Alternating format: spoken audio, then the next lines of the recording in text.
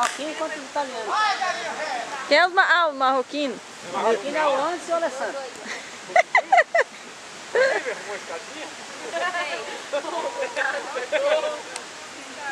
Você deixou proposto o que aconteceu, minha filha? Você deixou proposto o que aconteceu? Beberam muito e...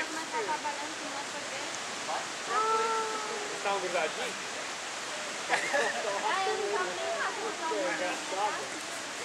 Caralho, cara, porra! Bora! Vai lá, ó! Ah, André, porra! Não, já tinha saído a bola. Tinha saído, tá? Marroco! Vai pegar o filhotinho, viu?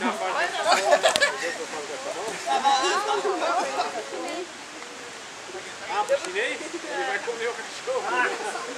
Ah, era, filha? Fazer churrasquinho. Você nem pensa em comer comida chinesa essa semana. Ih, meu Deus do céu, vai dar muito cachorrinho. É, mas ela vai pegar o filhote. Olha, como eu tô.